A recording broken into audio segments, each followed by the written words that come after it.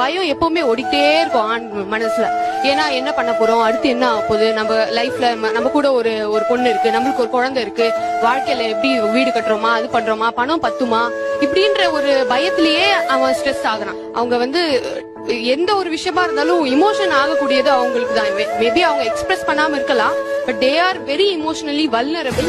And அவங்க சொன்னாங்க ரொம்ப ஃப்ரீ மைண்டா இருக்காங்க ஆண்கள்லாம் எதுவுமே டேக் இட் ஈஸின்னு எடுத்துப்பாங்க அப்படின்னு சொல்லி.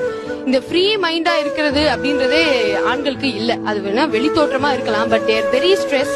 ஆரம்ப கட்டத்துல அவன் ஜாலியா தான் இருக்கான், அவனுக்கு இந்த பயம்லாம் கிடையாது. ஒரு லைஃப்ல எல்லாருக்கும் ஒரு யூ டர்ன் இருக்கு. அந்த யூ டர்ன் டயத்துல மட்டும் அவன் அந்த பேஸ கிராஸ் பண்ணுவான். அதுக்கப்புறம் திரும்பவும் பழையதை predominantly he's happy. ஹாப்பியா இருக்கான் அப்படிங்கறது ஒரு மாயை. அவன் ஹாப்பியா தன்னை காமிச்சுக்கிறான், அவன் ஹாப்பியா தன்னை ப்ரொஜெக்ட் பண்ணிக்கிறான். அதை நம்ம மாஸ்க் என்ன வேணா சொல்லலாம். இப்ப எனக்கு என்னன்னா, என் மூட் அவுட் அப்படின்னா என்னால 5 hours வரை அந்த மூட் அவுட்ல நான் இருக்க முடியும். I personally feel man knows the art of living, the temporary living. அந்த ஆர்ட் ஆஃப் டெம்பரரி லிவிங் ஆணுக்கு பெண்ணை விட ஹீஸ் பிளஸ்ட் அப்படின்னு நினைக்கிறேன். இப்ப இங்க இருக்கும்போது ஒரு ஸ்ட்ரெஸ் இருக்கும், இங்க இருந்து இங்க இறங்கின உடனே அவன் அந்த ஸ்டேஜ்ல என்னவோ, it doesn't mean that he let out everything and he's just moving on to a new thing. He just pass it, he break it, he put a pause there and he goes there and again he comes back to the stage.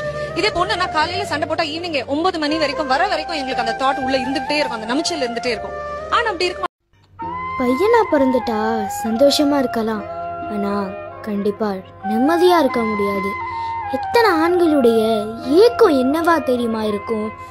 ஒரு நாள் night எல்லாத்தையும் மறந்துட்டு நிம்மதியா தூங்கினா போதும். எனக்கா ஒரு நாள் நான் செத்ததுக்கு அப்புறம் கடவுள் ஒரு ஆளை பார்த்தேன்னா அந்த ஆளை பார்த்து கேட்பேன் நான், என்ன உனக்கு என் மேல காண்டி என்னை ஏன் படைச்சேன்னு தான் கேட்பேன் நான். கண்டிப்பாவே கேட்பேன் நான், என்ன ஏன் படிச்சீங்க, போய் எவ்வளவு பிரச்சனை, படைக்காம இருந்தா உள்ள போகாம இருப்பீங்கன்னா நாங்க வாழவும் முடியாம சாகவும் முடியாம ஒரு வாழ்க்கை அப்படியே போகுது.